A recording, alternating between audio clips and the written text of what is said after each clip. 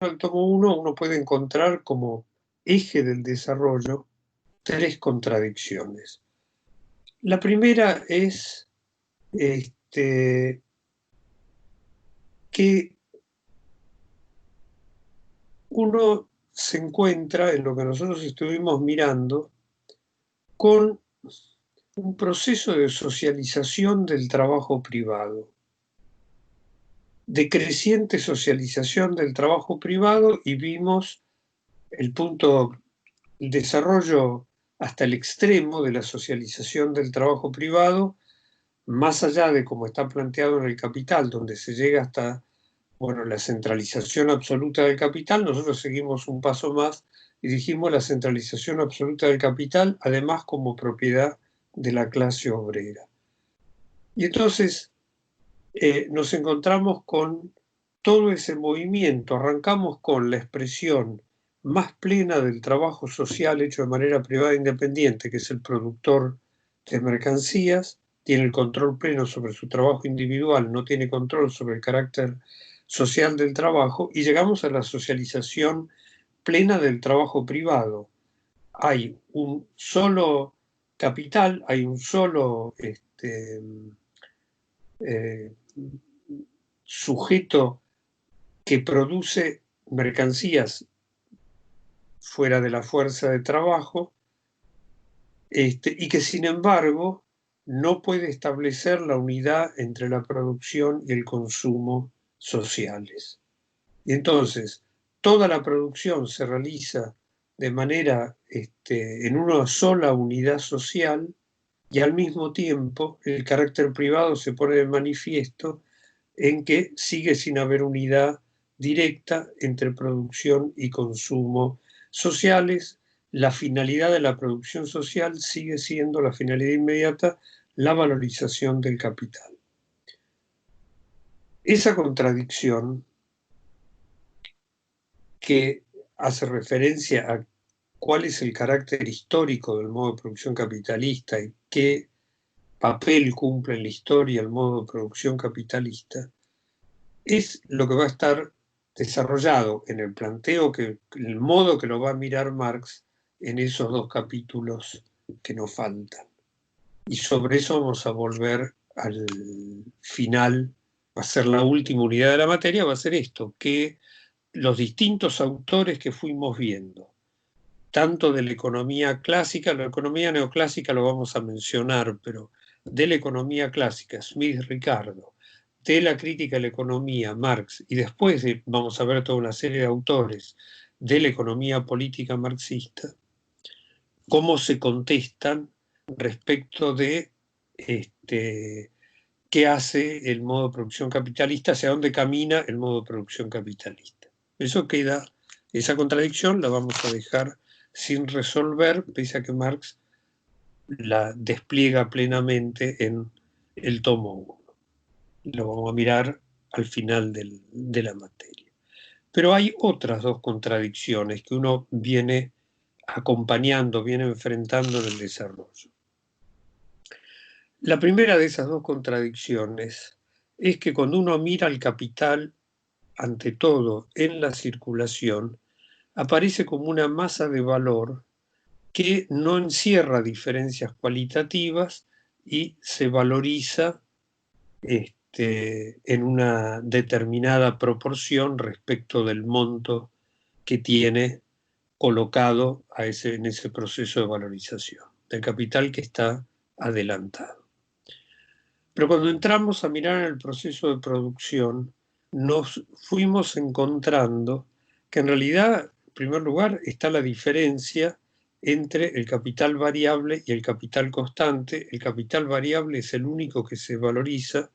El capital constante es condición su presencia para que se pueda valorizar el capital variable, porque no se puede producir, no se puede poner a funcionar trabajo vivo si no se cuenta con medios de producción.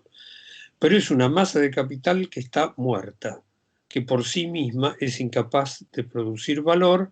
Todo lo que puede hacer es conservar su valor.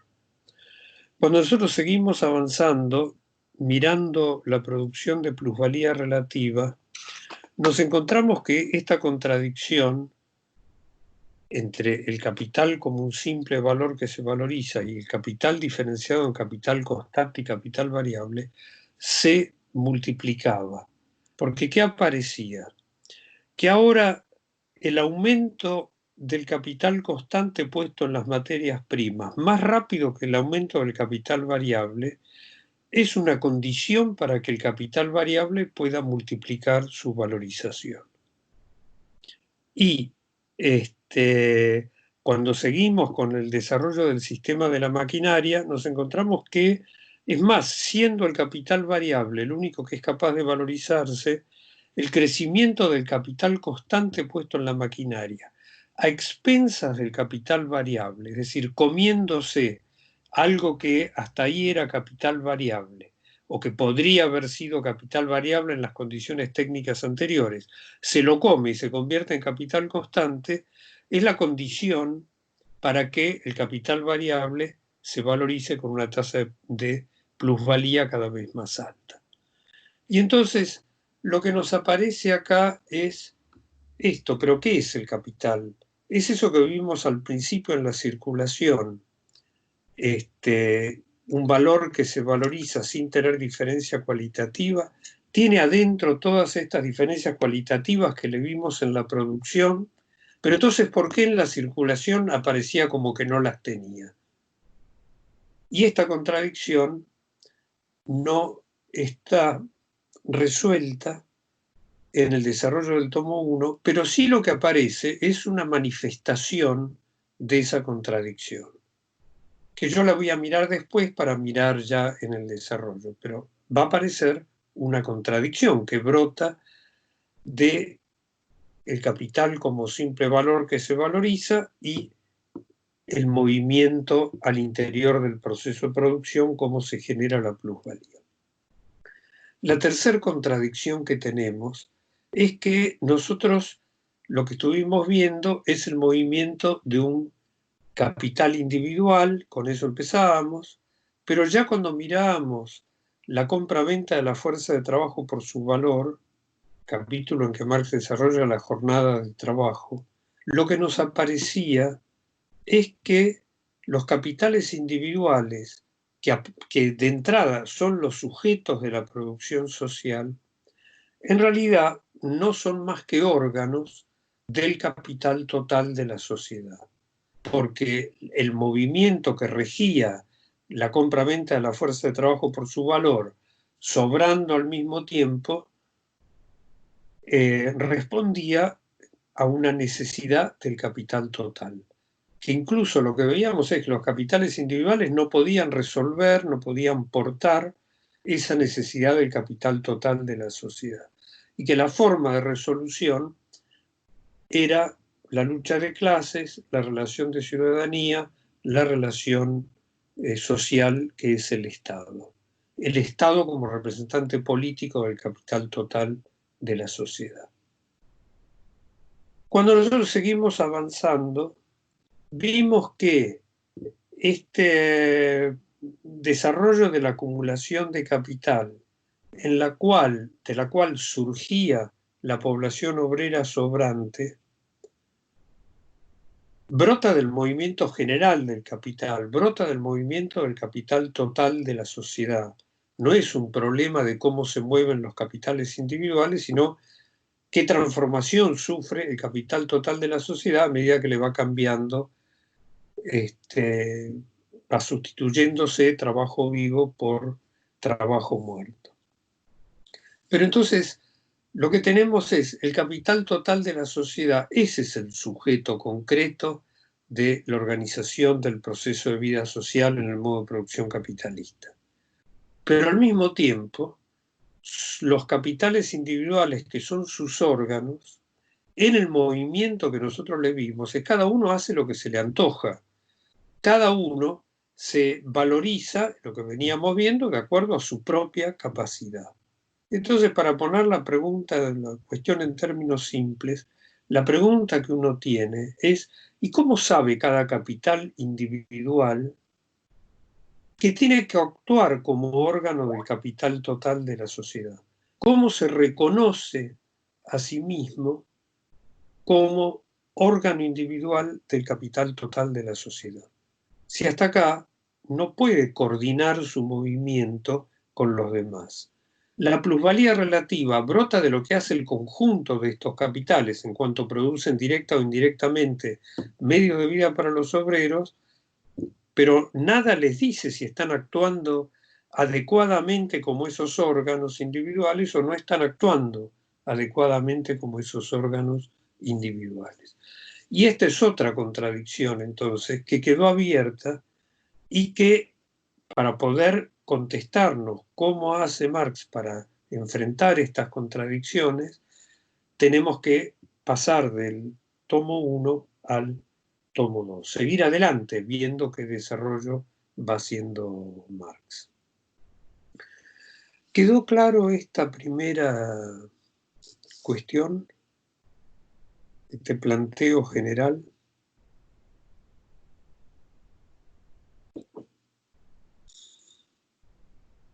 ¿Más o menos se entiende? Voy a suponer que sí. Entonces... Sí, Juan, no sé por lo demás. Bueno, vamos a suponer que en general la opinión. Una pregunta. Sí.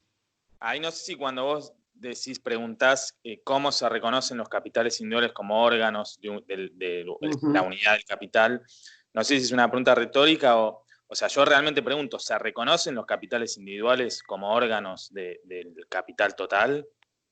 Acá yo voy a hacer algún paralelo que no es correcto, ¿está? Pero, porque además, es como si uno dijera, en el cuerpo humano, ¿no? Hay una serie de órganos parciales del proceso de reproducción del cuerpo de un individuo. Esos órganos tienen regulada su acción justamente como, tienen coordinada su acción como órganos individuales de la unidad de ese proceso. Por eso se entiende que no tiene nada que ver con la realidad lo que estoy planteando, pero veo si con esto se entiende mejor. Bueno, ¿cómo sabe cada uno de esos órganos que cumple un determinado papel dentro de la unidad que reproduce este cuerpo? Y entonces acá lo que tenemos es como si cada capitalista lo que sabe es cómo produce plusvalía su capital, pero está produciendo toda la plusvalía que podría producir, no está produciendo toda la plusvalía que podría producir. ¿Cómo se maneja la unidad del movimiento de los capitales individuales? ¿Por qué el capital de una rama va a encontrar más atractiva otra rama o menos atractiva otra rama para operar? ¿Cómo se mueve el capital de una rama a otra? ¿Qué rige todo ese movimiento en su unidad? Hasta acá parece que es, bueno, ¿cómo se puede extraer plusvalía en esta rama? ¿Cómo se puede extraer plusvalía en esta otra rama? ¿Qué posibilidad hay de realizar esa plusvalía porque sobra o falta necesidad social solvente? Pero falta todavía que en cada capital individual se puede expresar directamente en su movimiento su condición de órgano de esa unidad general. Y entonces no es retórico, creo que habías usado el término, es una pregunta concreta.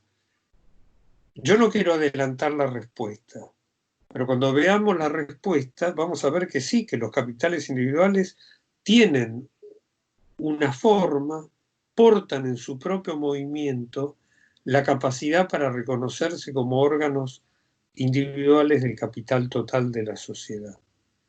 Y que los demás los reconocen a cada capital individual en esa condición de órgano sobre la misma base. Entonces, pero no quiero adelantar la respuesta. Así que no es retórica la respuesta. Perfecto. Traté de hacer esa analogía con un cuerpo orgánico que tiene órganos especializados y que tienen que coordinarse en su funcionamiento. Y entonces la pregunta es, como acá es una organización consciente y voluntaria, digo, el estómago no tiene conciencia y voluntad por sí, pero ¿cómo sabe? ¿Cómo se sabe que es órgano de esto? Y no que simplemente este es un movimiento caótico en el cual del simple caos brota una determinada unidad, sino si hay una expresión en el movimiento de cada uno de esa unidad. Esto sería la situación. De acuerdo, de acuerdo. Si estamos con esto, entonces vamos a mirar cómo en el tomo 1 aparece esa contradicción entre el capital como un simple valor que se valoriza y el capital como un órgano de la producción de plusvalía. Nosotros lo que teníamos era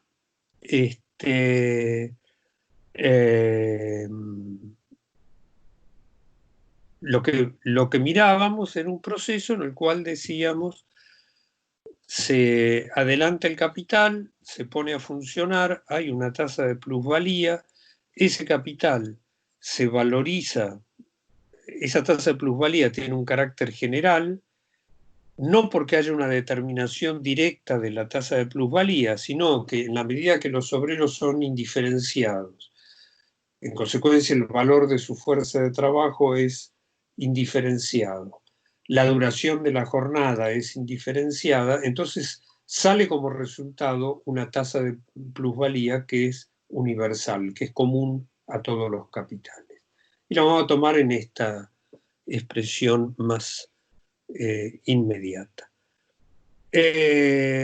Para mirar cómo se manifiesta en lo que tenemos hasta acá la contradicción esta, yo les voy a tomar las pantallas y vamos a ir a mirar esto. Vamos a suponer que hay dos capitales iguales. Es el capital A y el capital B. Vamos a considerar que A y B es el monto de esos capitales. Vamos a considerar que ese capital se usa íntegramente cada vez que se pone en producción. Entonces que esto es, ante todo, lo que corresponde al valor de los capitales estos reflejados en el valor de sus mercancías. Los dos capitales son iguales, pero aparece una diferencia que es la composición orgánica que tienen estos dos capitales, que nosotros la habíamos visto. Y lo que habíamos dicho es qué ocurre con el desarrollo de la acumulación, pero como una cuestión del capital total de la sociedad. Lo que ocurre es que la composición orgánica del capital crece. Crece a medida que se va desarrollando la productividad del trabajo, porque se incorpora más maquinaria, eso, la maquinaria, el capital puesto en la maquinaria crece comiéndose el capital variable, hay una proporción más grande de materias primas respecto de el trabajo vivo y en consecuencia en el desarrollo de la acumulación de capital la composición orgánica del conjunto del capital de la sociedad crece. Pero ahora lo que vamos a mirar es no lo que pasa en el desarrollo, sino que vamos a mirar en un momento determinado. Es las condiciones que hay para producir en la rama A y en la rama B en un determinado momento. Y por la técnica productiva, las condiciones concretas en que hay que operar en la rama A, la proporción de capital constante respecto del capital variable, que es la composición orgánica, es más baja que lo que hay en la rama B, donde por las condiciones técnicas hay una proporción más grande de capital constante respecto del capital variable. ¿Por qué puede ocurrir esta diferenciación? Acá puede haber condiciones que implican, supongamos que las materias primas de la rama A son mucho más baratas que las materias primas de la rama B. Entonces, hay menos capital constante puesto en materias primas simplemente porque utiliza materias primas más baratas.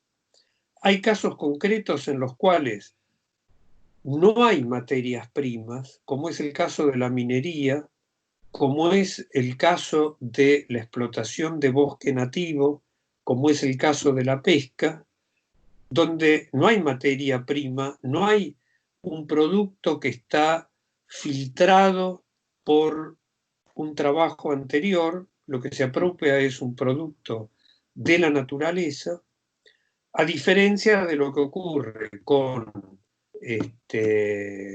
por ejemplo, el cultivo de peces, el cultivo forestal, donde sí hay que comprar semilla, hay que comprar los peces o lo que sea, etc. Esto es una diferencia. Juan, Y hay, sí, escucho la... y con el uso de semillas, con el nivel de desarrollo tecnológico que hay, ¿se puede considerar una semilla materia prima? La semilla es producto de un trabajo anterior, la semilla no es un producto de la naturaleza. No, no digo el hecho de materia prima, mencionarla como materia prima, digo. Sí, yo no fui claro, usé el término materia prima como materiales que se van a utilizar. Como insumo. Claro, es un material, quise hacer el contraste, tomé materias primas pensando en términos de movimiento de capitales individuales. Desde el punto de vista del capital individual, uno llama materia prima a los materiales sobre los cuales va a trabajar y que tiene que comprar. ¿Tá? Pero estrictamente el término materia prima correspondería a lo que la naturaleza le brinda al ser humano para poder trabajar. Entonces, en un caso hay materiales comprados y en el otro caso no hay materiales comprados. Se trabaja sobre un producto que es inmediatamente un producto natural. En el otro caso se trabaja sobre un producto natural, pero que ha sido transformado por el trabajo humano, que ha brotado como producto del trabajo humano. Me corrijo porque venía muy acelerado y hice la cosa más confusa. ¿Se entiende? Sí, sí, igual lo mío era una aclaración así, una acotación muy menor, No, ¿no? pero venía muy al punto porque yo me Sí, había... igualmente sería también sería una cuestión analítica, porque habíamos dicho que ya no hay nada en el planeta que no sea un producto del trabajo humano. Está bien, pero el petróleo que se extrae no es producto del trabajo humano. O Por sea, eso hice el contraste. bueno, Las semillas ahí son entramos producto. en otro problema entramos. Entonces, el petróleo que se extrae, antes que se extraiga, de que se extraiga, está por fuera del capital. El petróleo, cualquier condición natural que no pueda funcionar como un medio de producción para el capital, porque no le sea inmediatamente, lo inmediatamente es relativamente accesible, pero puede ser resultado de lo que el capital ha hecho. Yo cuando hice esa referencia que todo es producto del capital, es una referencia genérica a que el modo de producción capitalista ha transformado toda la naturaleza que tiene a su alcance. Sí, pero El petróleo, igualmente perdóname, el es algo petróleo que que mencionan está seguido. ni siquiera descubierto, puede estar afectado por lo que ha hecho el capital, ¿tá? El curso de agua que no se usa puede estar infiltrado, intoxicado por lo que ha hecho el capital, pero era en este sentido, es producto del capital. Sería como es el resultado del movimiento del capital, pero no es un producto en el cual el capital está materializado como tal para valorizarse. ¿Se entiende la diferencia? Sí, esa diferencia se entiende. bien la acción de extraerlo, que el petróleo ya estaba. Si el capital no hubiera inferido en querer sacarlo, no tendría valor cuando se transforma en combustible, por ejemplo. Bueno, por eso, el petróleo ese, como petróleo no tiene valor, el valor es el trabajo que se va agregando para extraerlo, después para hacerlo combustible, etc. Ese es el valor que tiene. Ahora, nosotros en muchas cosas vamos rápido y quedan así más planteadas en general. Cuando uno mira qué es un medio de producción, incluso cuando se habla de recursos naturales, depende del desarrollo técnico. El petróleo que no se puede, hasta que se descubre o se desarrolla el fracking, el petróleo que está en la roca mezclado con la roca, no sé de qué miércoles, y no es un recurso natural. Potencialmente podría serlo, pero mientras tanto, nada, no sirve para ponerlo en producción. Cuando se hace el desarrollo técnico, entonces uno puede hablar, decir, claro, eso es un recurso natural. Entonces, cuando uno hace la referencia a lo natural, es una referencia, como toda referencia, relativa, porque sí, es un recurso natural porque ahora es posible para el trabajo humano apropiarse de él. Mientras no es posible para el trabajo humano, uno puede decir que es un recurso natural que está sujeto a que alguna vez se desarrolle la capacidad del trabajo humano para apropiárselo. No sé si queda más claro la cuestión. Martín en particular. Sí, no, después, nada, es esto que siempre dicen muy seguido, miro y no hay nada por fuera del capital. Nada, esa es otra de las cosas que me cuesta entender, entonces por esto también preguntaba esto, pero igual sé que no es el momento para profundizar mucho acá.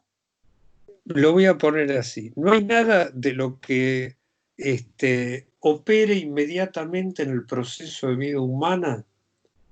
La tierra virgen no es producto del capital. El petróleo que está bajo la tierra no es producto del capital. El petróleo que está fuera de la tierra sí es producto del capital. Pero cuando yo hice esta referencia, por eso tomo lo de un agua subterránea, que está contaminada por... No se escucha, Juan. ¿Se quedó sin sonido? Sí. A mí se me desconectó, pero ya estoy. Les pregunto si ahora se escucha. Ahora sí. Yo escucho bien.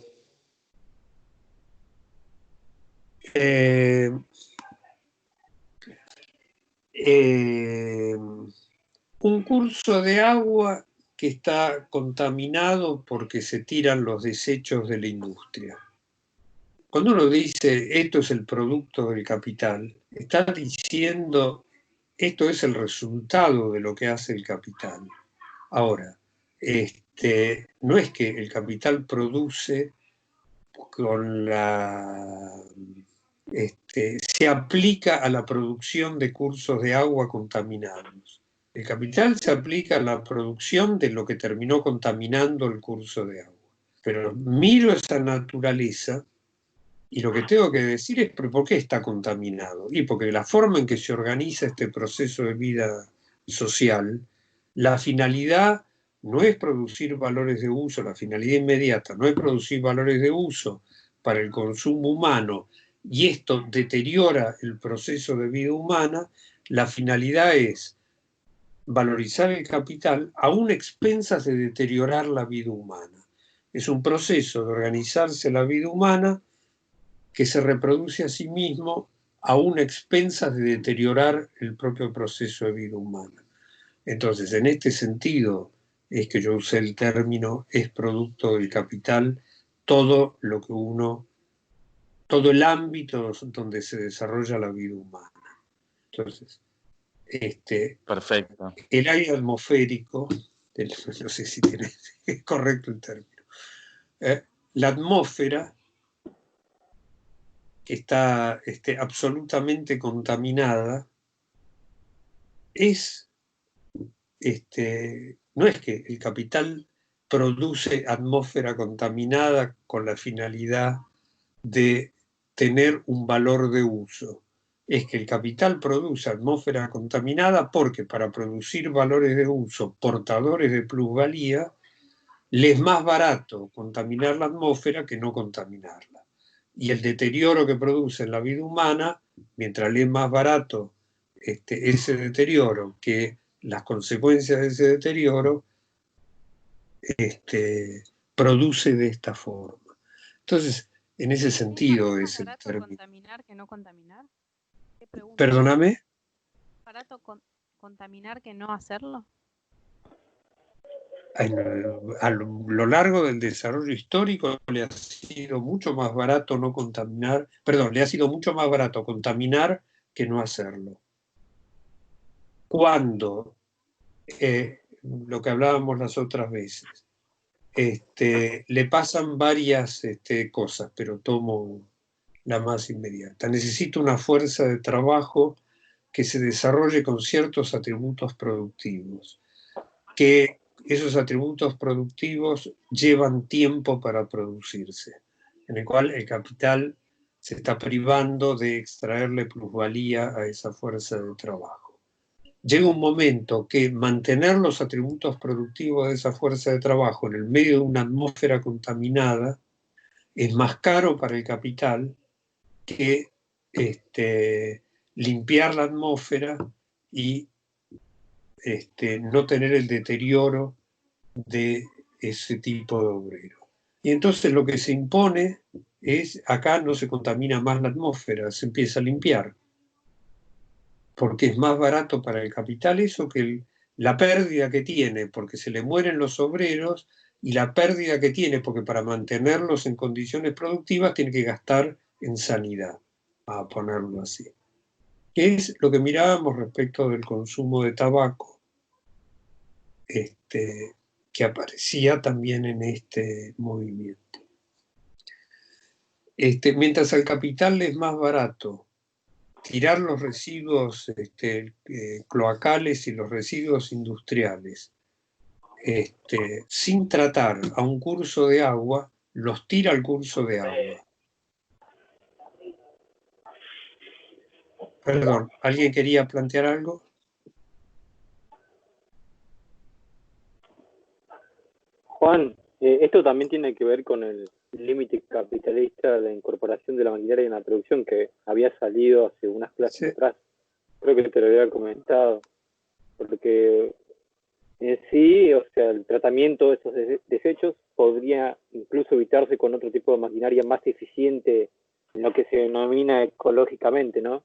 Y también se puede utilizar esos desechos como insumos para otros procesos, aunque es bastante difícil.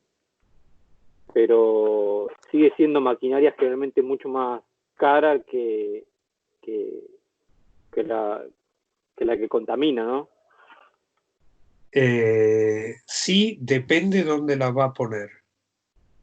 Es lo que hablábamos de las papeleras. En Finlandia no se contamina. En Uruguay no hay ningún problema en contaminar y tirar los desechos al río Uruguay. Esa es una de las expresiones de esto. Es mucho más caro no contaminar. Entonces, donde puede contaminar, contamina. Y donde no puede contaminar, entonces o retira la producción o la producción que hace la hace no contaminando. ¿Qué es lo que ocurre? ¿Cuándo aparece todo el reciclaje de los residuos de los centros urbanos? Empieza a aparecer cuando la quema de los residuos más el relleno, el tirar los residuos en algún lugar, para ciertos lugares del capital, en la Argentina no hay limitado, pero para otros lugares empieza a ser más costoso porque eso es un foco infeccioso porque cuando necesita extenderse sobre eso, el suelo está contaminado y no se puede extender sobre eso, el lugar, el capital, salvo que le sea indiferente que el suelo esté contaminado. Entonces empieza el proceso, siempre portado en la acción del capital total de la sociedad, y en consecuencia en la acción política de la clase obrera. Empieza el proceso en el cual se frena la contaminación.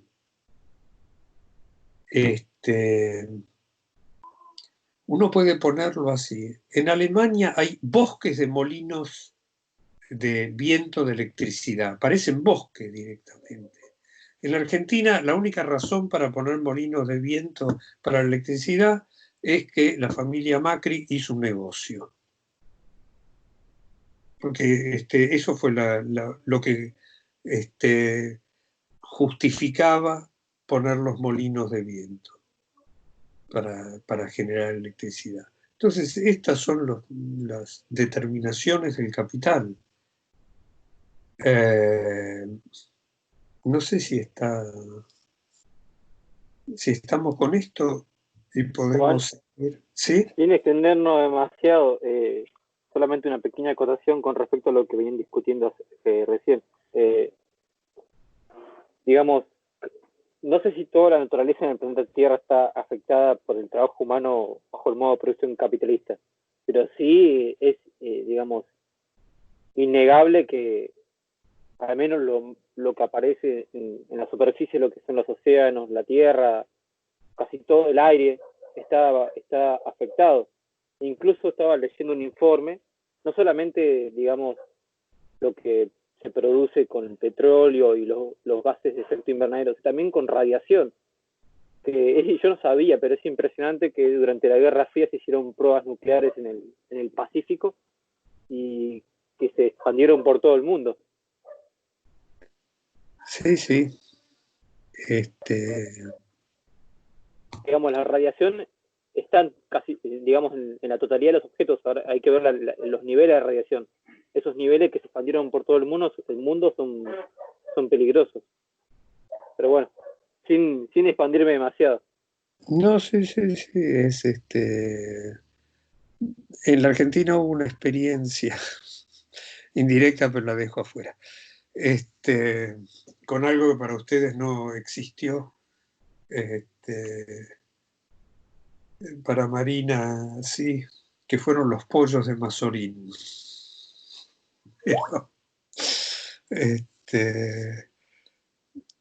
Dejémoslo ahí.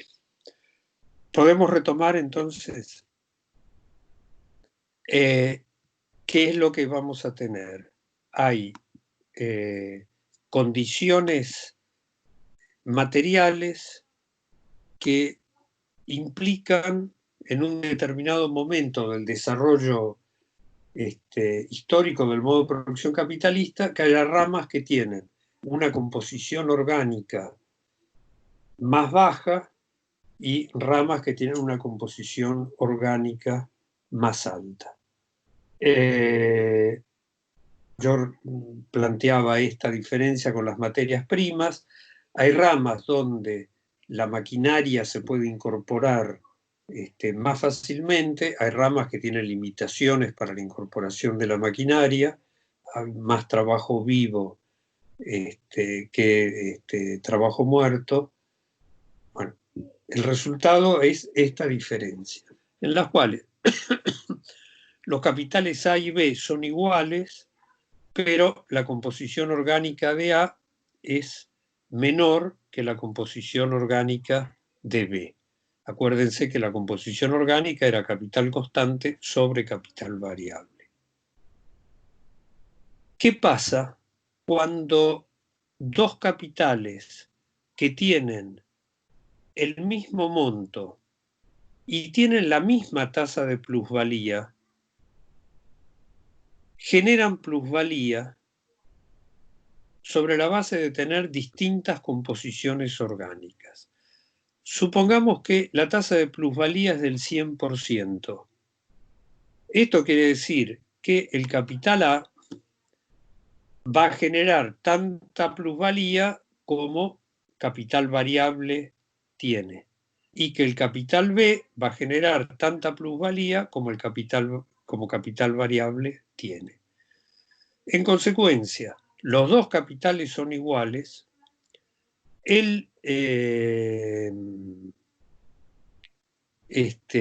la composición orgánica de A es menor que la composición orgánica de B. Las dos tasas de plusvalía son iguales, como capitales variables se valorizan los dos en la misma proporción. Pero ¿qué pasa si uno mira al capital como una masa de valor que se valoriza sin detenerse a mirar las diferencias que tiene a su interior? Y lo que nos vamos a encontrar es que si relacionamos la plusvalía con el capital total, no con el capital variable, que es la relación que corresponde a la valorización del capital variable, sino con el capital total, es decir, la tasa de ganancia, el capital A, con la misma tasa de plusvalía que el capital B, tiene una tasa de ganancia más grande que la de capital B, porque tenía una cantidad, una proporción de capital variable más alta que la que tiene el capital B. Y entonces, si nosotros miramos en el desarrollo de esto que decíamos, la contradicción entre el valor, entre el capital como un valor que se valoriza, y qué ocurre al interior del proceso de producción de plusvalía, nos encontramos con esto, como valor que se valoriza, un capital que tiene una composición orgánica más baja, a igual tasa de plusvalía, se valoriza proporcionalmente más que otro capital que es igual a él, pero que tiene una composición orgánica más alta, que tiene la misma tasa de plusvalía. Y entonces, ¿cómo hacen los capitales individuales en su movimiento? ¿Qué ocurre con los capitales individuales en su movimiento frente a esta determinación? ¿Son simples valores que se valorizan? Entonces, acá queda claro que hay una diferencia cualitativa entre uno y otro. ¿Son capitales que se valorizan en función de la proporción de capital variable? Bueno, en principio, en proporción a la proporción de capital variable, estos dos capitales son equivalentes entre sí. Perdón que yo no alcanzo a veces a ver la intervención.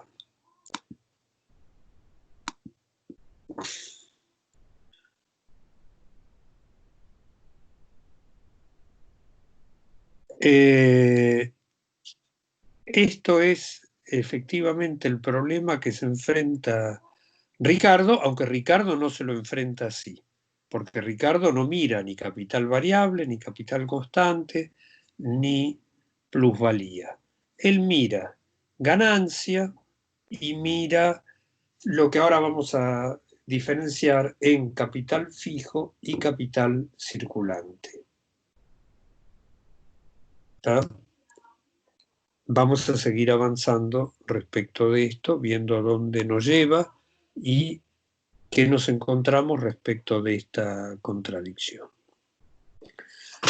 Entonces, lo que tenemos hasta acá es estas dos contradicciones y esta expresión particular de la contradicción entre qué es el capital y qué pasa a su vez con los capitales como órganos individuales del capital total de la sociedad. Porque lo que tenemos hasta acá es que en ese ejemplo que teníamos recién, el capital A es un mejor órgano del capital total de la sociedad que el capital B, porque genera más plusvalía que lo que puede generar el capital B.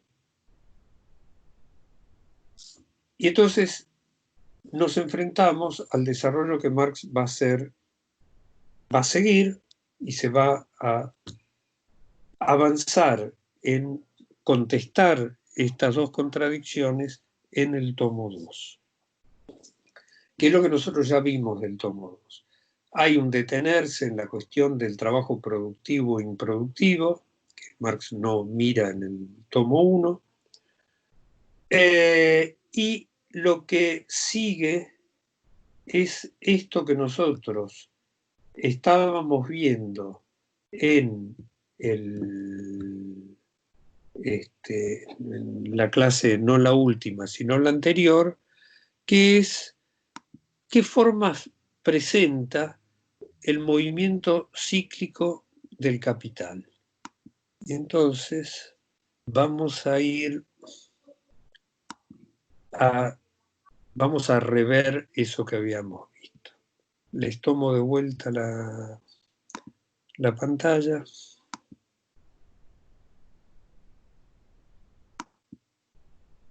¿Qué es lo que teníamos cuando mirábamos ese movimiento?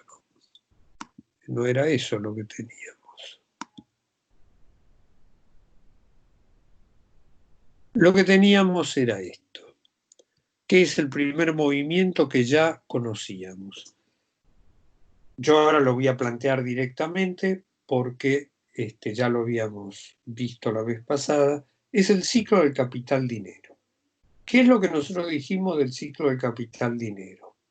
Es el movimiento que corresponde al ciclo de un capital individual. Ese es el capital que veíamos al arrancar, ese es el que se valorizaba sin encerrar diferencia cualitativa. ¿Por qué es el movimiento del ciclo del capital individual? Porque refleja un movimiento que no puede poner sus propias condiciones de desarrollo. Ese dinero que se va a convertir en mercancía, fuerza de trabajo y medios de producción, no es el que dice que hay mercancías, fuerza de trabajo y medios de producción. Presupone que hay mercancías estas. Y por lo tanto, para el desarrollo de este ciclo del capital-dinero, es una condición que el dinero se encuentre en el mercado con la fuerza de trabajo y los medios de producción como mercancías. Que los pueda poner en el proceso de producción, que los convierta en... produzca estas mercancías donde está valorizado, vuelva a la circulación y en la circulación encuentre el dinero que le va a cerrar el ciclo. Entonces, lo primero que tenemos es, esto muestra el ciclo del capital individual, no pone por sí mismo las condiciones de este movimiento, esas condiciones están presupuestas, están puestas exteriormente al movimiento del capital individual. ¿Qué nos decía el movimiento del capital-dinero? La finalidad por la cual se pone en marcha el trabajo social es valorizar el capital, no es producir valores de uso para la vida humana, no es una producción de valores de uso mediada por la producción de valor, es una producción de plusvalía. Entonces, teníamos este primer ciclo que decíamos, esto es el ciclo del capital-dinero. Cuando nosotros desplegábamos el movimiento cíclico del capital-dinero, lo que nos encontrábamos era que es un movimiento que se repite, que no importa para analizar el movimiento que este D que está acá sea más grande que esta D que está acá, simplemente funciona como dinero que se va a poner en marcha para valorizarse. Su papel, el papel de esta D que está acá, es exactamente el mismo papel que tiene esta D que está acá. Y entonces, cuando desplegamos ese movimiento del ciclo del capital-dinero, lo que nos encontrábamos es que contenía otro movimiento cíclico que va de la producción a la producción, al proceso, del proceso productivo al proceso productivo, y que decíamos, esto es el ciclo del capital productivo. ¿Qué nos decía el ciclo del capital productivo? En el movimiento del capital hay una unidad material.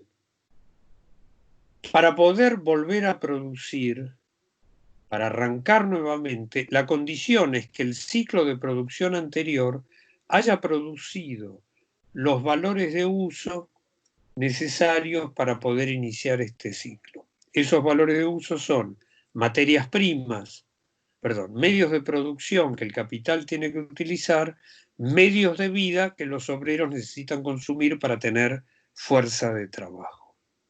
Y entonces lo primero que va a mostrar ese movimiento es que hay una unidad material, pero que hay una unidad material que no es directa, es una unidad material indirecta porque el trabajo social se realiza de manera privada e independiente. Y entonces, ¿qué es lo que marca Marx? Este ciclo del capital productivo, eso es lo que le gusta a la economía clásica. ¿Por qué? Porque parece que hubiera una unidad inmediata entre producción y consumo social, si uno se olvida de que en el medio hay que convertir las mercancías en dinero y el dinero en mercancías. Si uno liga esto directamente, este punto, directamente con este punto, parece que hubiera una unidad material inmediata. ¿Cuál es la segunda cosa que no muestra por sí mismo el ciclo del capital productivo?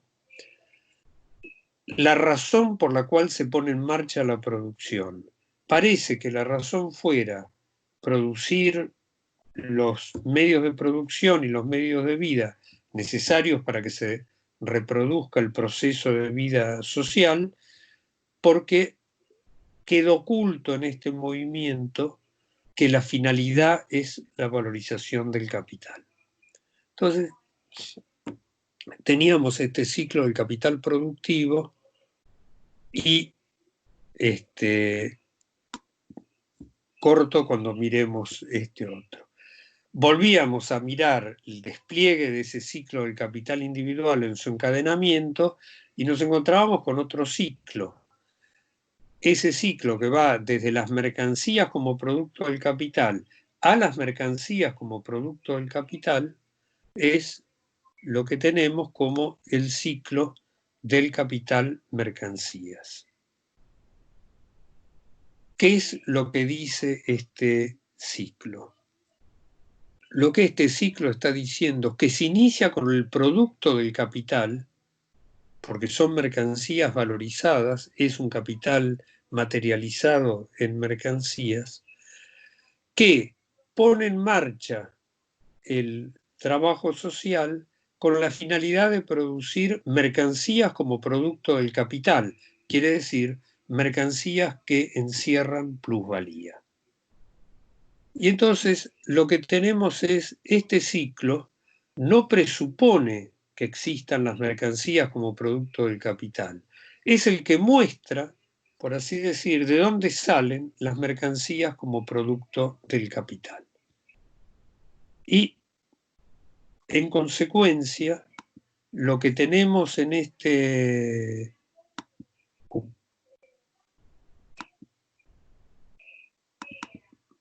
¿Ustedes me están oyendo?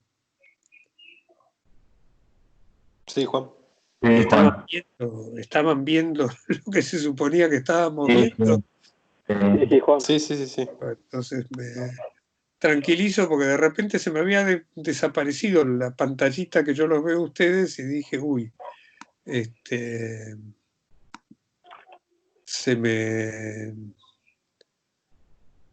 no se me habrá cortado todo esto.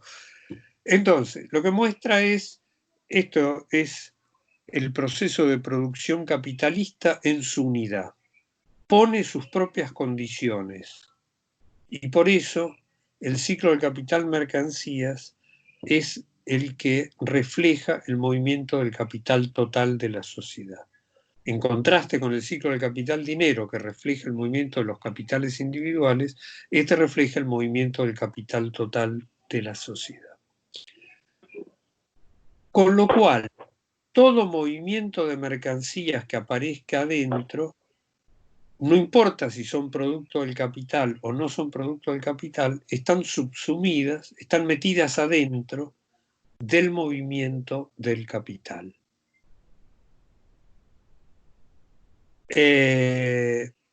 Cuando Marx, entonces uno puede retomar el primer párrafo del tomo 1, cuando dice en las sociedades donde impera el modo de producción capitalista, la riqueza social aparece como una inmensa acumulación de mercancías, lo que uno está mirando Es el ciclo del capital mercancías.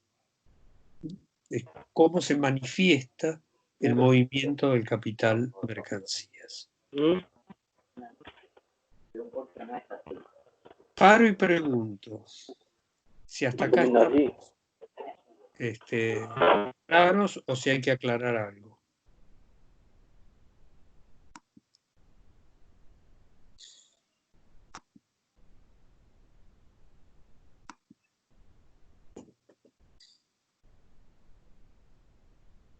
¿Quieren plantear algo?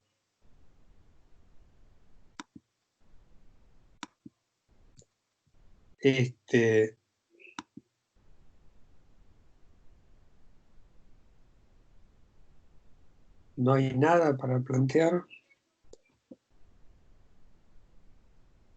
Si uno mira estos ciclos, yo sigo, si uno mira estos ciclos, lo que tiene es la contabilidad de empresas refleja el ciclo del capital dinero, la contabilidad social, la contabilidad nacional refleja, se ajusta al ciclo del capital mercancías.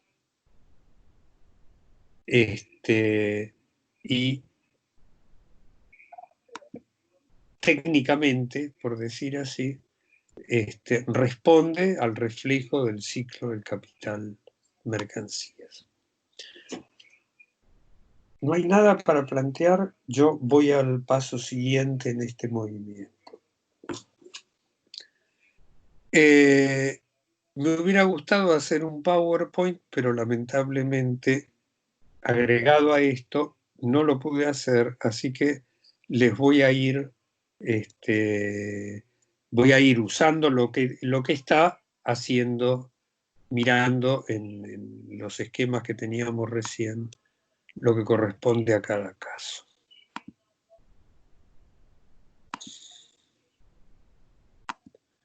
Si nosotros volvemos a tomar este ciclo del capital mercancías y miramos el ciclo del capital dinero, lo que vamos a ver es que arranca en la circulación, donde se pone de manifiesto el ejercicio de la relación social.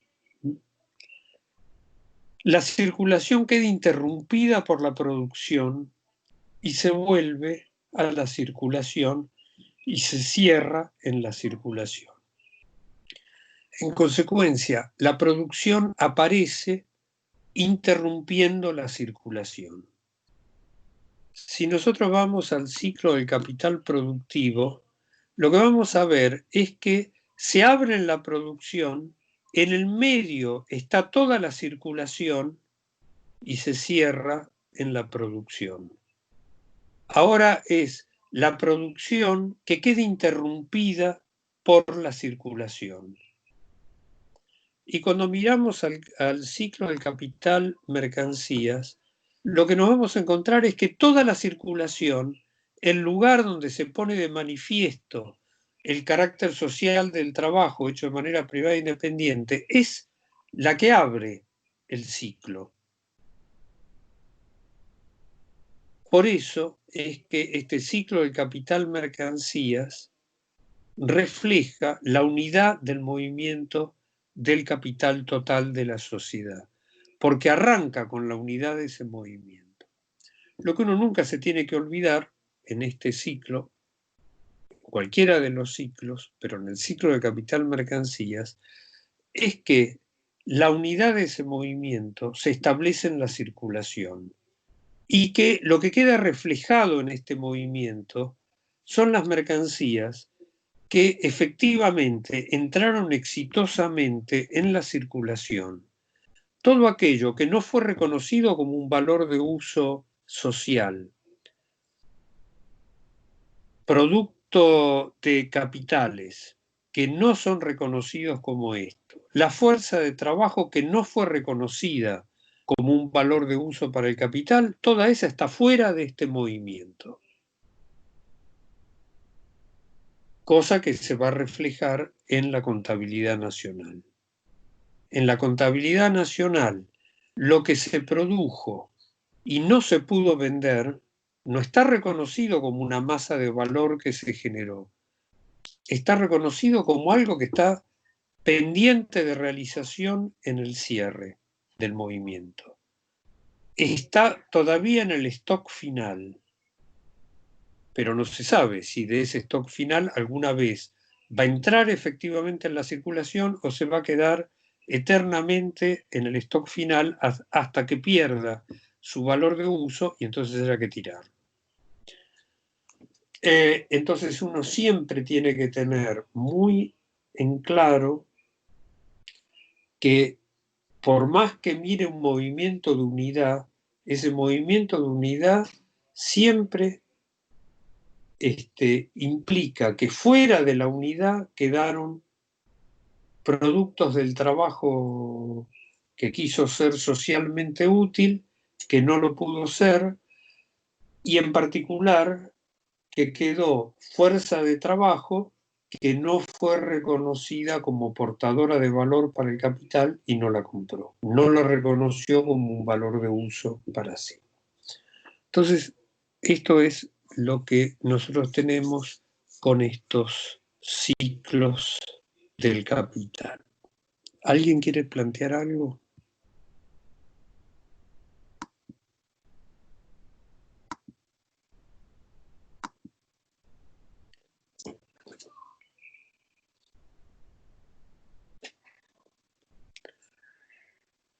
No recuerdo si había sido la última clase o la anterior, pero había aparecido esto que estás planteando ahora, Juan. Y de hecho, cuando uno ve no sé en cuáles bancos centrales o institutos de estadística oficiales de cada país, pero lo puede acceder y se descarga las planillas de Excel, encuentra, en algunos casos sí, en algunos casos no, la contabilidad del stock. No sé qué tan fiable es, pero digamos, cuando uno ve que el stock se va acumulando crecientemente, podría ser una manifestación inmediata de una sobreproducción. Así es.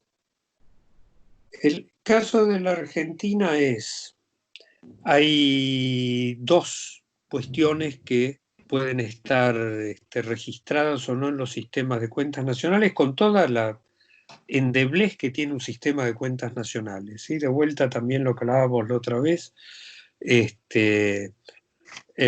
que pensar, por ejemplo,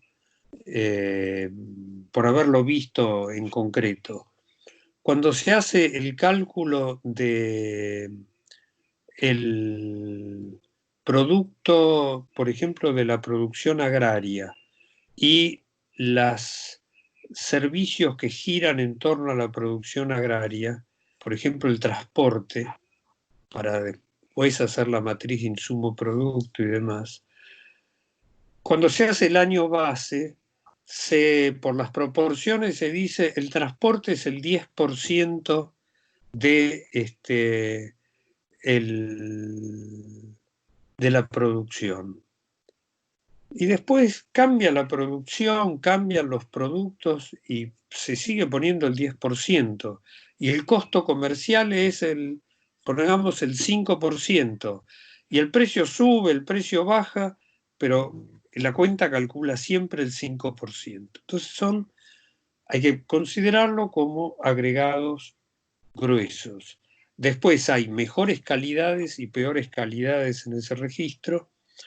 En la Argentina, la matriz de insumo-producto se hace cada 20 años, con lo cual dejaron de existir las cosas que se suponía que había en la matriz, existen cosas nuevas que no se registraban. ¿Tá? Tiene esta cosa. En Estados Unidos, el cómputo se hace, la matriz se va ajustando con mucha más frecuencia. Entonces, uno puede considerar que la cuenta se va a ajustar más al movimiento real con una serie de otras cosas que implican manipulaciones de datos en los índices de precios y demás. Que en la Argentina no se hacen, digo, cuando no se hacen no están hechos. No es el tipo de cosa que hizo Moreno, es criterios que vienen de la economía neoclásica, me detengo en esto porque para ustedes les va, si alguna vez trabajan con las cuentas nacionales, hay una diferencia en la estadística en general entre lo que se llaman los índices de precios al consumidor y lo que se llaman los índices de costo de vida. Porque históricamente se hacía el índice de precios al consumidor sobre la base de una canasta que se suponía que era lo que se necesitaba para reproducir la vida de una cierta estructura de producción de fuerza de trabajo. Después se empezó a hacer con el promedio de la sociedad. Pero el índice de precios, ese es el índice de precios al consumidor, es una canasta de cosas y siempre la misma canasta. Lo que ahora se calcula como índices de costo de vida, basada en la economía neoclásica, lo que dice es, bueno, si los tomates se encarecen, entonces me bajó la utilidad marginal de comprar tomates, porque yo me corrí en mi curva de indiferencia, entonces no compro tomates. Y entonces en el índice de costo de vida desaparecieron los tomates, hasta que los tomates son más baratos. Entonces yo quiero comprar muchos tomates. Y entonces en el ponderador del índice de costo de vida, los tomates baratos tienen un peso grande y los tomates caros no tienen peso. Y eso hace que haya un efecto de arrastre que, si yo hago el índice de precios al consumidor, se me va acumulando un aumento que si hago el índice de costo de vida, desaparece.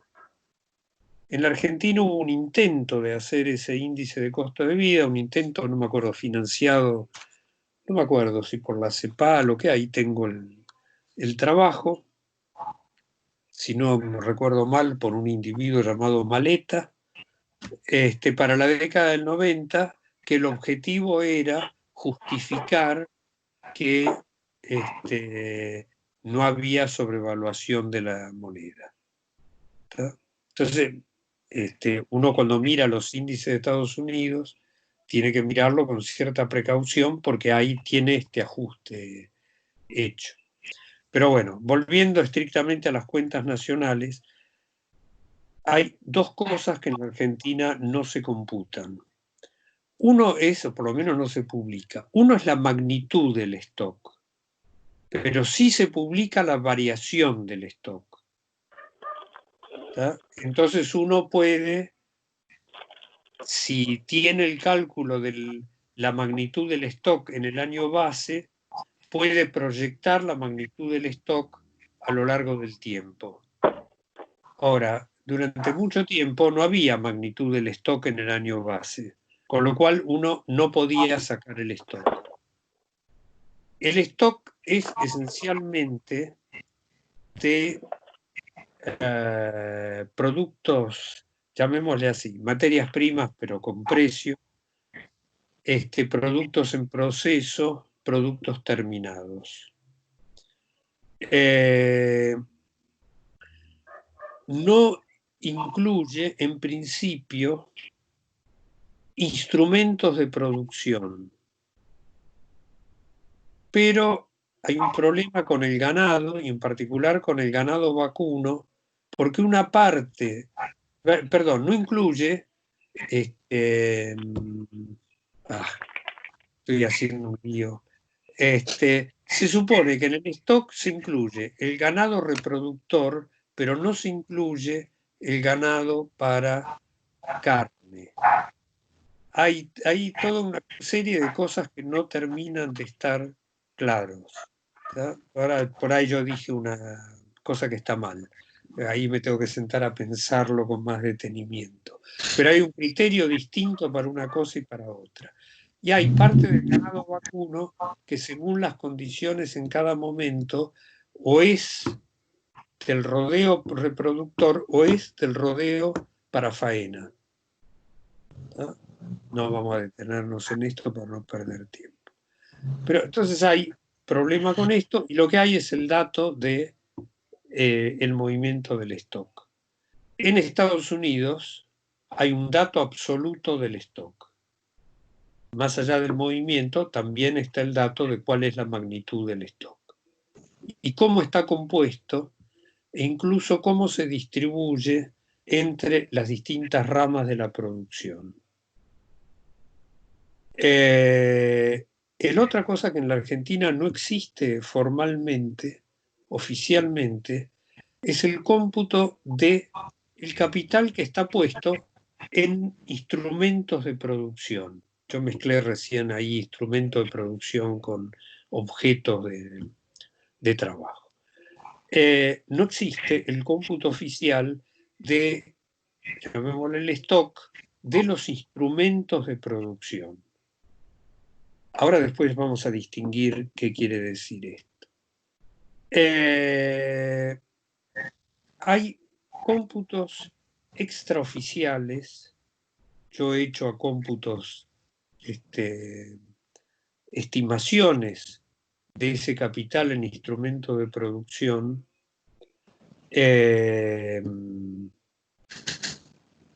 Y hay varios cómputos hechos a lo largo del tiempo. Son todos cómputos no oficiales de esto. Está claro, son estimaciones sobre la base de alguna información.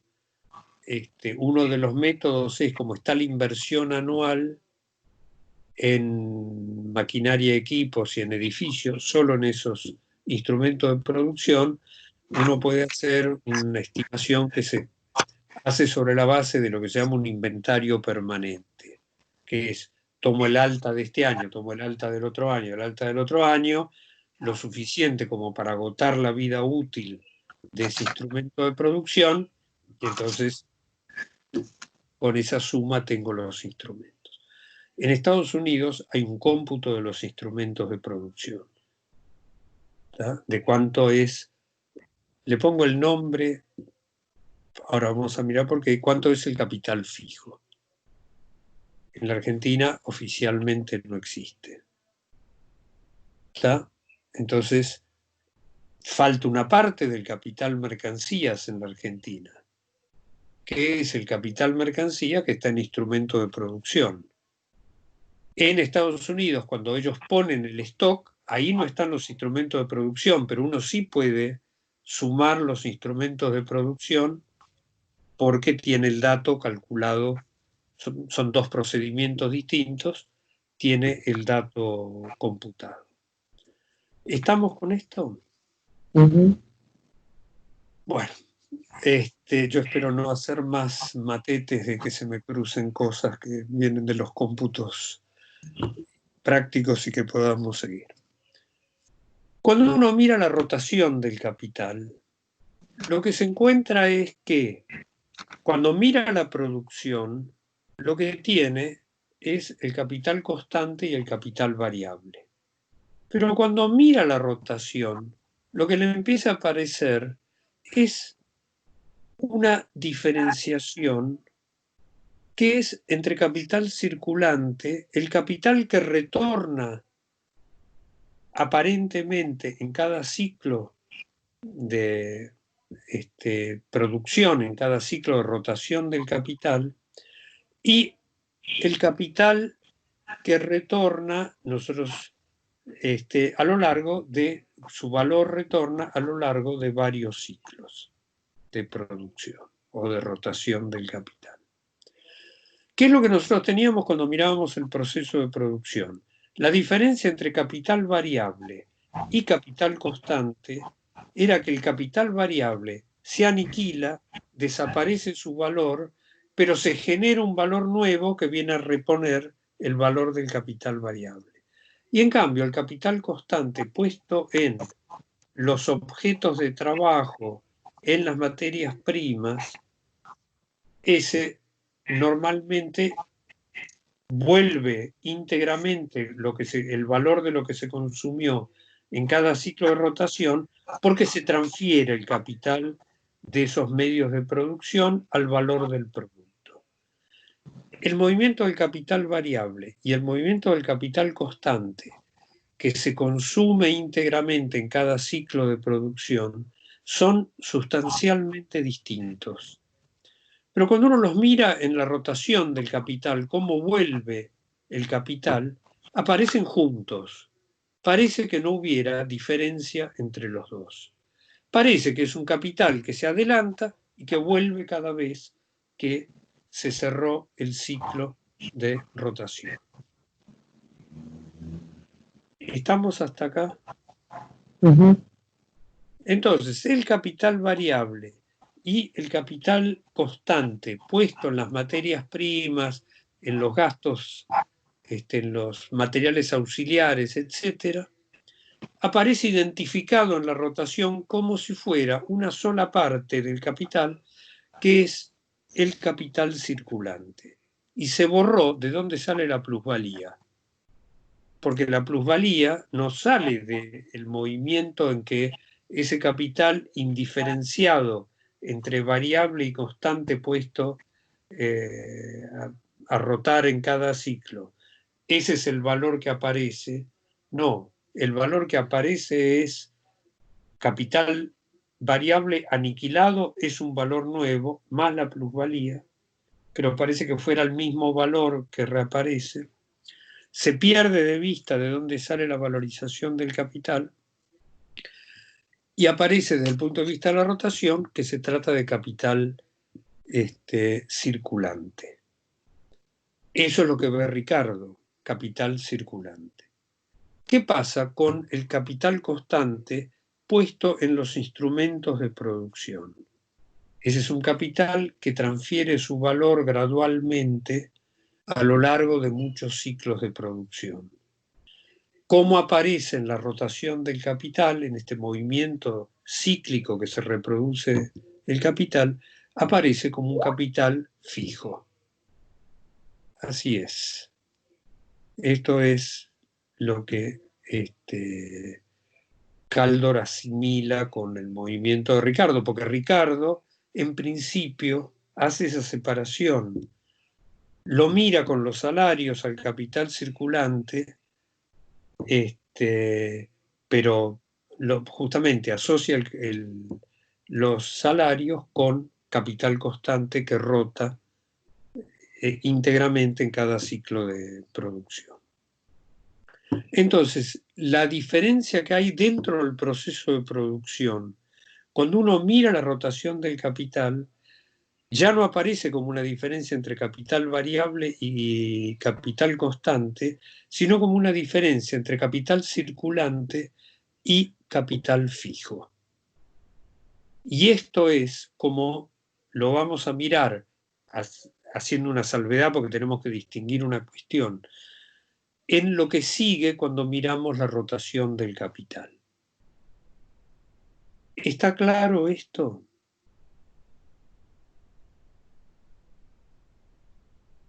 ¿O es un abuso seguir a esta velocidad?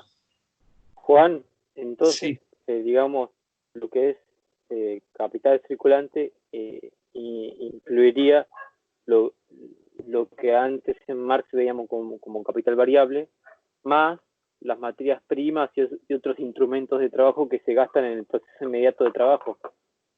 Todo lo que se le gasta la materialidad íntegramente, ante todo lo vamos a mirar en cada ciclo de producción, eso aparece como capital circulante. Porque sí, parece volver en cada ciclo. No vuelve, en realidad lo que aparece es un valor nuevo por el lado del capital variable. Pero parece que fuera el capital original que vuelve, mirado en la exterioridad de la rotación del capital. ¿Estamos?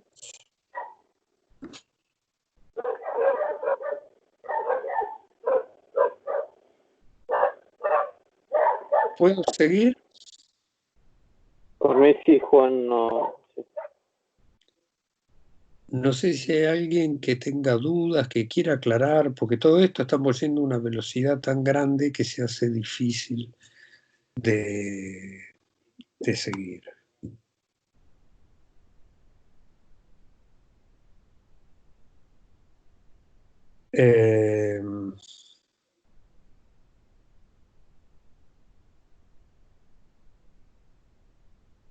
Hago esta aclaración respecto de si capital circulante es el capital que se consume en un ciclo de producción.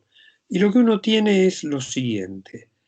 El único que se consume estrictamente es el capital variable. El capital constante puesto en la materia prima no se consume, conserva su valor en el valor del producto. El capital variable que se adelantó comprando la fuerza de trabajo se consume, desaparece, porque la fuerza de trabajo se convirtió en trabajo vivo, es decir, en la actividad productora de valor, que se materializa en el producto, es un valor nuevo que está aportado en el valor del producto, que viene a reponer el valor viejo, pero no es el valor viejo. El capital constante es el valor viejo que reapareció. Entonces, no es estrictamente eso. Cuando se lo mira exteriormente en el movimiento de rotación, ahí es donde parece que en realidad no hay diferencia, que es el viejo capital variable y el viejo capital constante que como capital circulante reaparecieron íntegramente en el valor del producto. ¿Está? Pero uno tiene que distinguir esto porque es una de las bases por las cuales se pierde de vista, sí, son otros medios de producción que se consumen, su materialidad se consume íntegramente en cada ciclo de producción.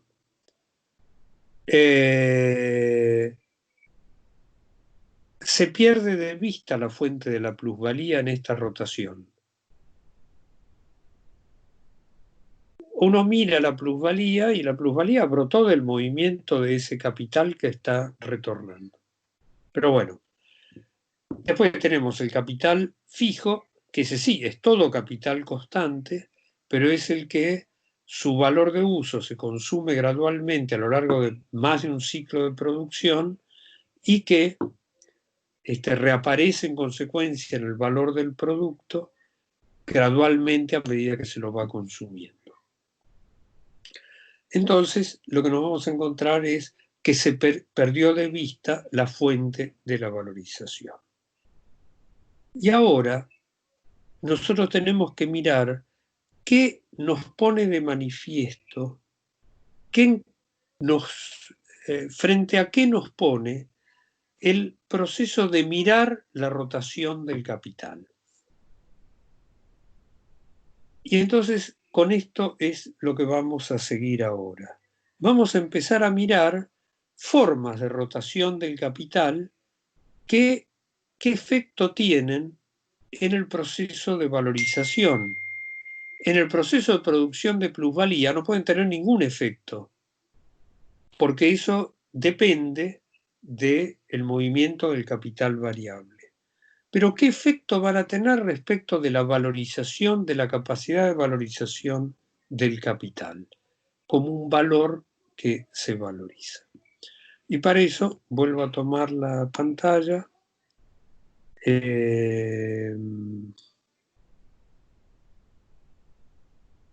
Sí, es maquinaria, instalaciones, es instrumentos de producción que se consumen a lo largo de varios ciclos. Sí. Vamos a mirar el movimiento de las cosas que nos van a ir apareciendo. Entonces, para ver eso, vamos a tomar las formas de rotación del capital, como esto lo terminé a último momento y no hubo una que no me salió, así que no la voy a tener que explicar verbalmente. Pero ahora lo que vamos a mirar es cómo se mueve el capital en el tiempo. Y acá vamos a considerar el movimiento del capital, cómo se despliega. Las rayas grandes son los límites del año, las rayas chiquitas son semestres. Lo que marca es el semestre. ¿Qué es lo que uno ve de este capital?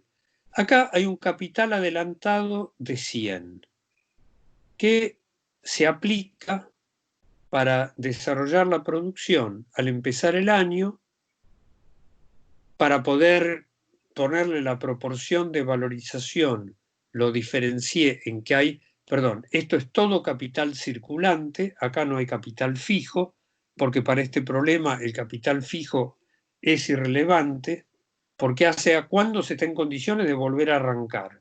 Bueno, el capital fijo pone la última vez que se va a usar el capital fijo porque va a agotar su vida útil, esa vez importa tener con qué comprar el nuevo instrumento de producción para iniciar el movimiento siguiente.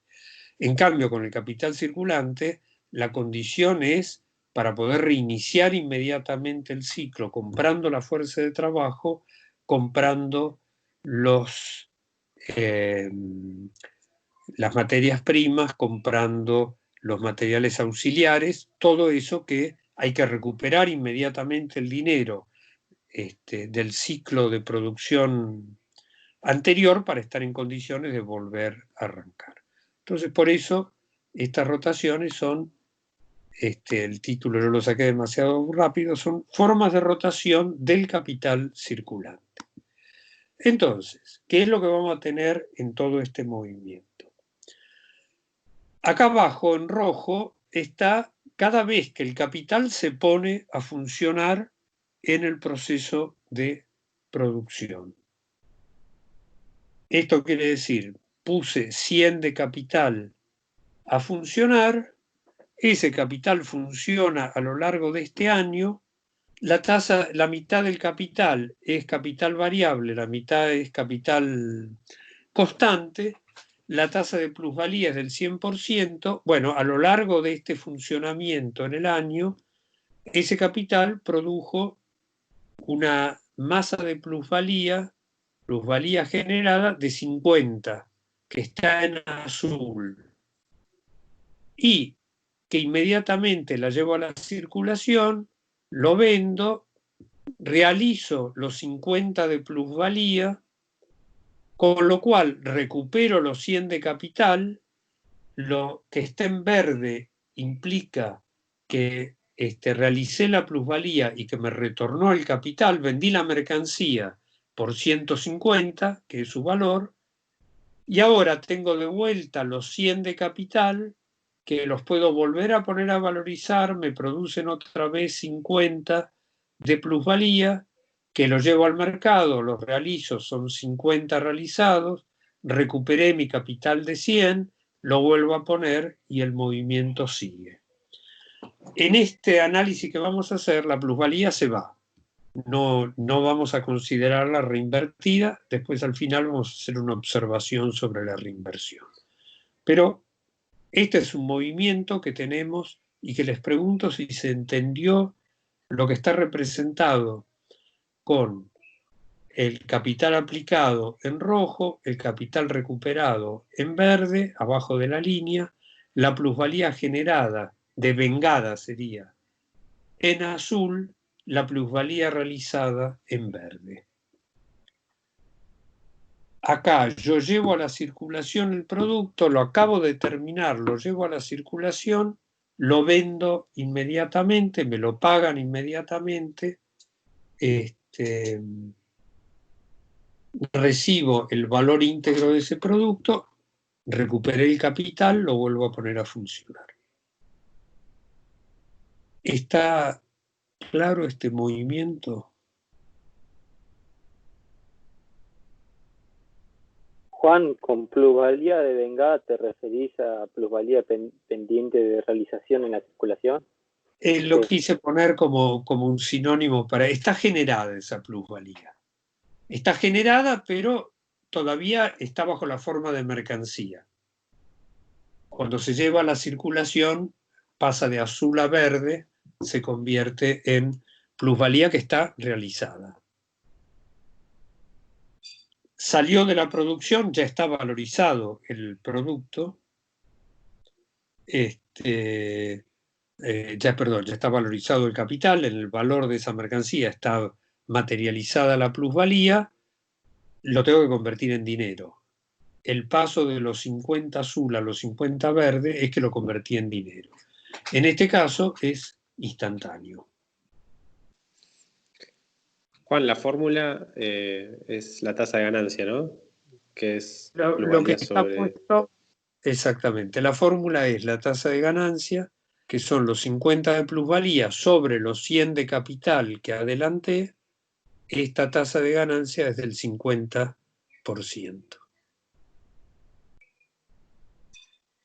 Sí, no la desplegué porque ya no tenía lugar para ponerla ahí. Y después voy a hacer una observación más sobre esta tasa de ganancia.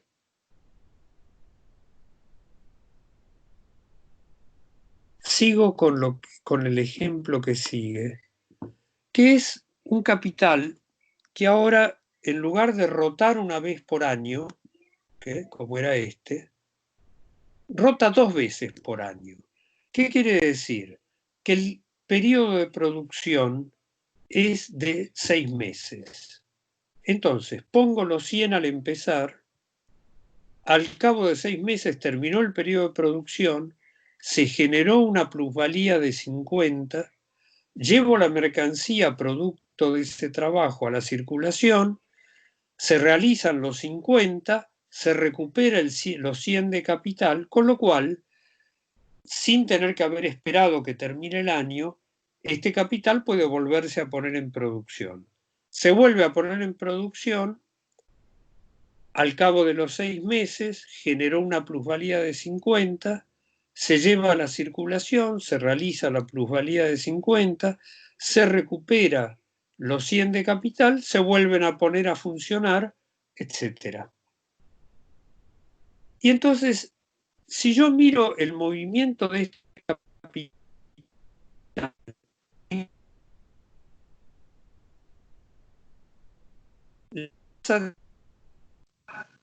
No se escucha, Juan. Voy de vuelta. ¿Desde dónde no se... ¿Desde dónde se perdió? El último pedacito se entrecortaba.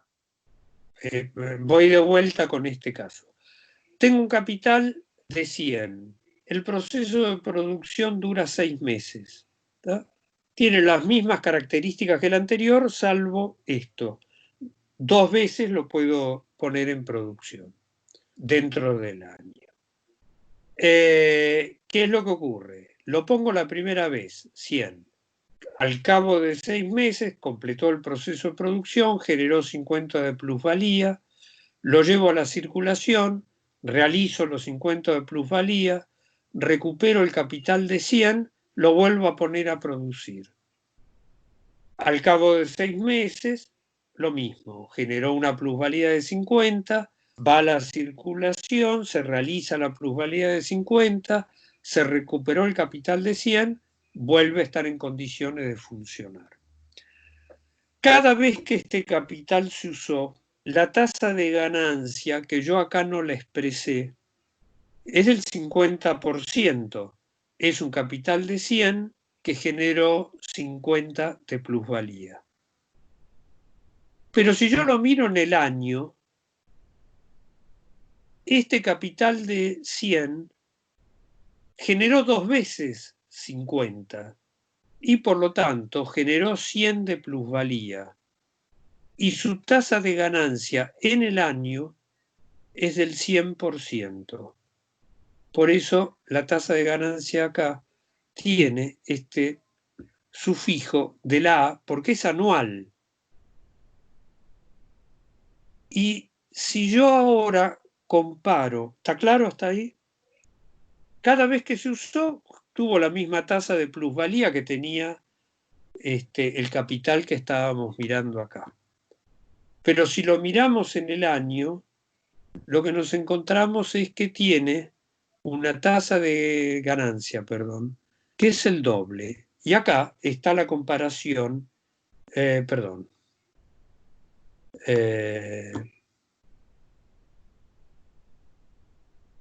ya no sé lo que está, sí.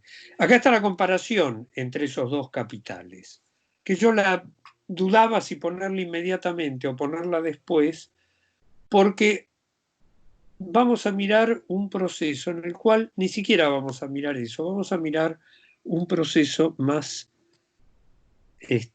simple primero. Me arrepentí de eso que había puesto.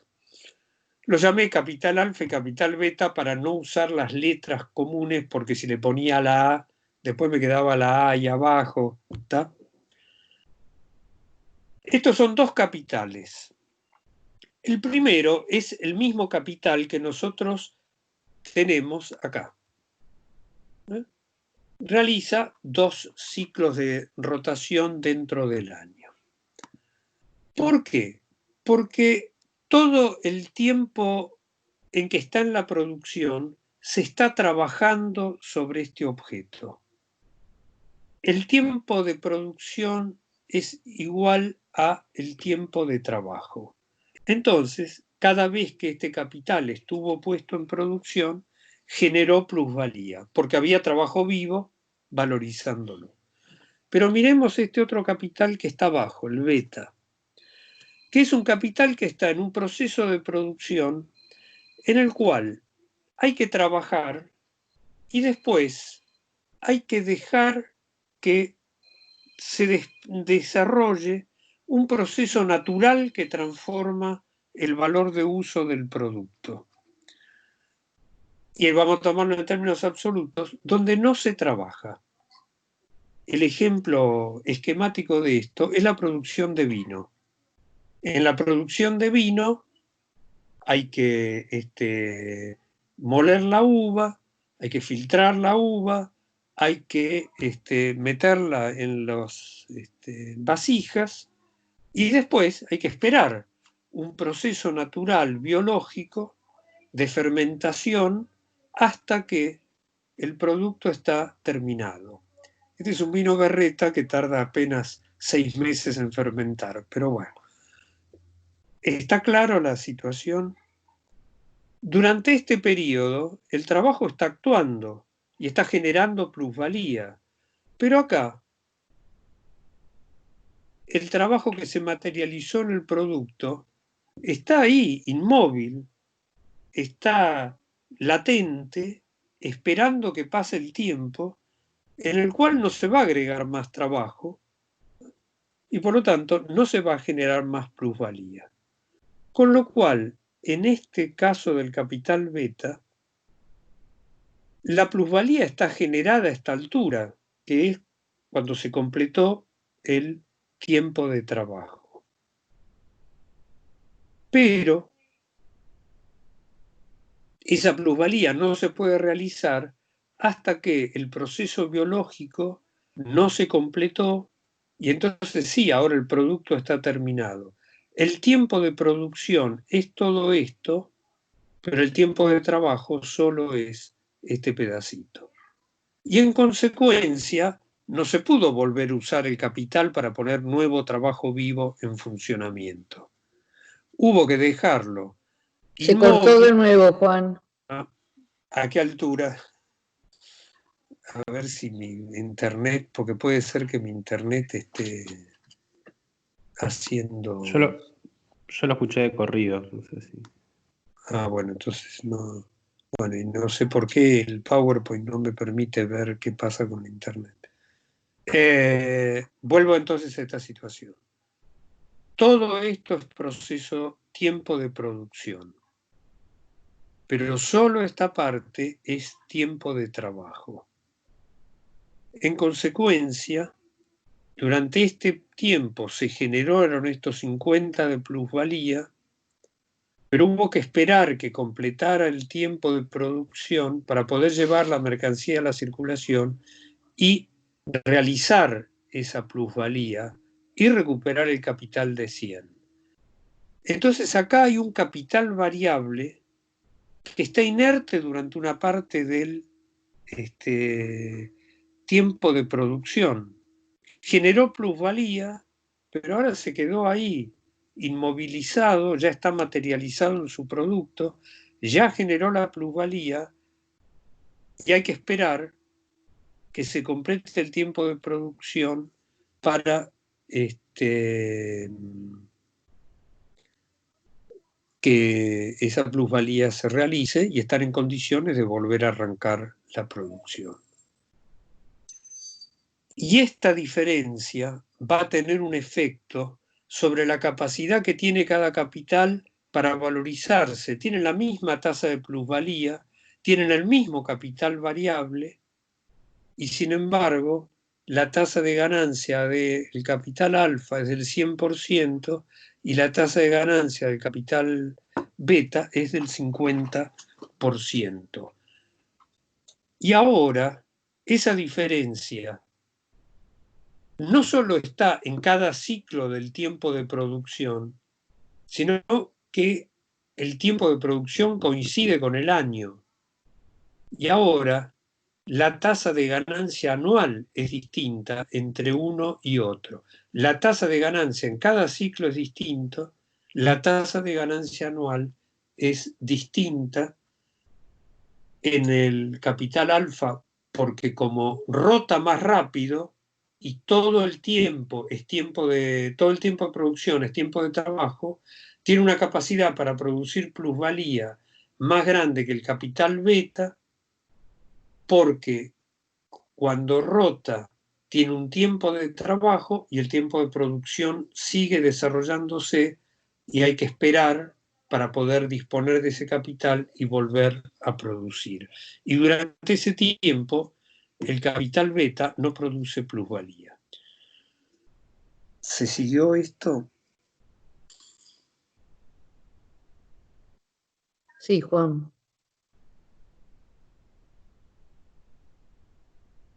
¿Quieren que paremos acá o miramos el caso siguiente, que es la comparación de los dos que teníamos al principio?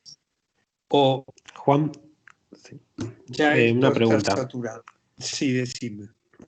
Sobre el segundo caso, sobre el capital beta, o sea, ¿por qué no se toma como Sí. ese tiempo que se necesita para realizarse la mercancía como parte del ciclo productivo? Porque, no sé, yo qué sé, el tonel donde descansa el vino no se cuenta como un capital constante que está en función hasta que esa plusvalía se termina de concretar en la mercancía acabada. Sí, sí. No, la plusvalía ya está en la mercancía. La plusvalía ya está en la mercancía, porque lo que le puso a la plusvalía fue el trabajo vivo. Vamos a suponer que en el tiempo de estacionamiento o de maduración no hay nada, ¿no? No hay que gastar nada. No hay que agregarle nuevo trabajo vivo. ¿Tá? Por lo tanto, no se puede generar nueva plusvalía. Pero para tener el valor de uso que se va a poder llevar a la circulación, hay que esperar el tiempo de maduración natural del producto. Entonces, la plusvalía ya se generó, ya está materializada en el producto, pero el producto todavía no terminó su proceso de producción. El capital constante de la barrica en la cual está puesta o la pileta o lo que sea, donde está puesta el vino a fermentar, y sí, ese transfiere su valor al valor del producto. Pero no hay nuevo capital variable que genere nueva plusvalía. Por eso la diferencia es que no todo el tiempo de producción es tiempo de trabajo. Hay un tiempo de producción en el cual no hay trabajo. Yo lo tomo en esta forma, pero uno lo puede tomar, siempre hay trabajo, ¿se entiende? Pero una cosa es el trabajo de molienda de la uva, de filtrado, de depuración, de control de ese proceso, etcétera, etcétera, etcétera. Y otra cosa es después el proceso de controlar que la fermentación se desarrolle dentro de los parámetros que le corresponden. Hay una masa de trabajo puesta al arrancar y después hay mucho menos trabajo puesto en el desarrollo. En la producción agraria, acá hay un movimiento que es parecido. Por eso no hay trabajo vivo, hay una parte chiquita de trabajo vivo en la realidad. Yo lo tomé esquemáticamente como no hay. En la producción agraria, la siembra y el arboreo es un tiempo de producción que es tiempo de trabajo muy grande. La espera hasta que la planta madura hay trabajo de limpiar, de fumigar, pero es chiquitito. Y vuelve a haber un tiempo de trabajo grande en la cosecha.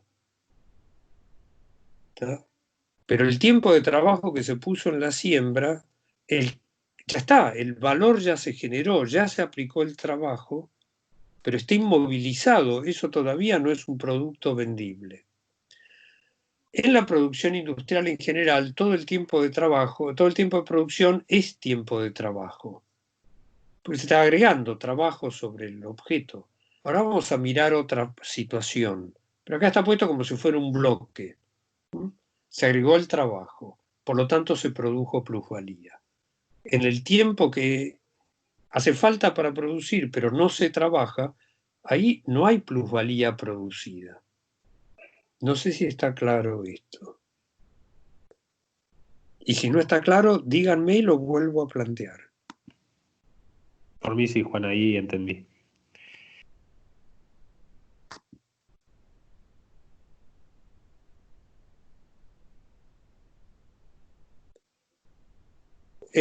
Lo de la barrica, sí, es capital fijo y no importa. Pero supongamos que hubiera, nada, no quiero agregar trabajo, que hubiera que agregarle algo al producto que se está fermentando. Y bueno, es un material auxiliar que se va a usar, bueno, transfiere su valor al producto. Supongamos que eso fuera un mecanismo totalmente automático que no incluya ninguna adición de trabajo vivo porque ya está cargado antes de empezar el proceso, no hay trabajo vivo que se agregue. Vuelvo a decir esto, en la realidad siempre hay algo de trabajo vivo, pero acá hay una condición técnica particular, que es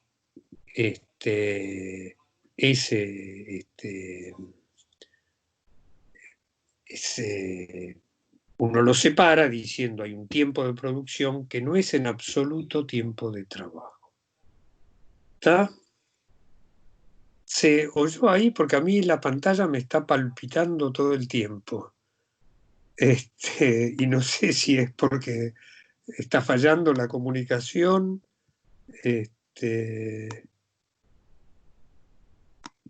Bueno, ustedes habrán visto porque estaban compartiendo la pantalla. Así que la habrán visto palpitar. ¿Estamos hasta acá?